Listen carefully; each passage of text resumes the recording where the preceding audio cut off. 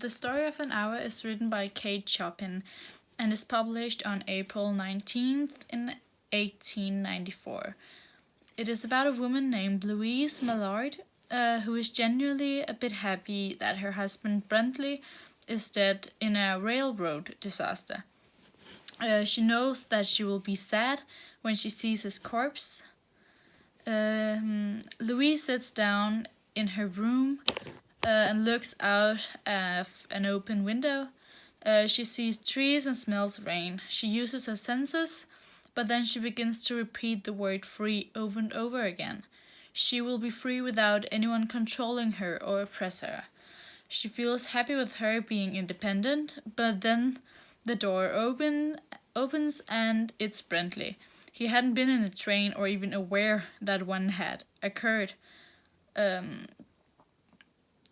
When Louise saw Bentley, she collapsed and died of a heart attack due to happiness. The title. It has not always had this title.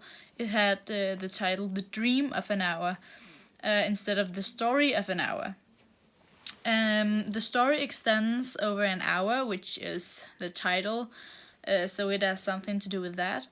And the word story says something about how Louise's life could have been if Bentley actually was dead, but she never gets to experience that due to the heart attack, and that he returns, of course. The story had, as said before, the title The Dream of an Hour, and the word dream is like more imaginative than just the story. So, Louise Mallard is the main character. We don't know her age, but yeah, I think she's in her 30s. Could be.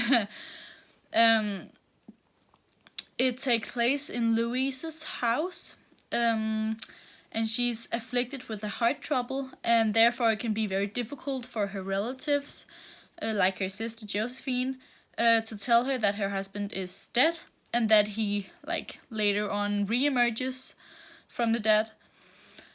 She's an emotional woman, and I see that on lines 12 to 14, where it says, "She wept at once, with sudden, wild abandonment in her sister's arms. When she storm of grief had spent itself, she went away to her room alone. She would have no one follow her." And she also says, "I am not making myself ill. No, she was drinking in a very elixir of life through that open window." So it's like she gets a new joy of life, joy of living, after she hears the news of her husband's death.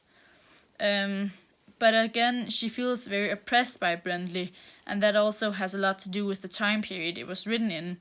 Like, men oppressing women was very, common in that time age. The style of writing in lines 15 to 27 is very descriptive. For example, on line 15 to 16, where it says, "There stood, facing the open window, a comfortable, roomy armchair." And she also uses a simile when she compares herself to a child who cries in line 26 of this paragraph. And in these lines, she also uses her senses a lot, and that is also a descriptive way of writing. Yes, as said before, the theme could be oppression of women in the 19th century, which is again very normal for that time period. And to relate it to the theme love, it could be that the main character died of happiness when her husband returned to their house. And on one hand, she feels a strong love for him, of course, also because she dies of happiness of seeing him again, but also a shock, she thought he just died, but then he wasn't dead. But on the other hand, she wanted to start a new and independent life for herself. So because she feels oppressed in the relationship, she just longed for a new beginning for herself, to get a good grip on life again.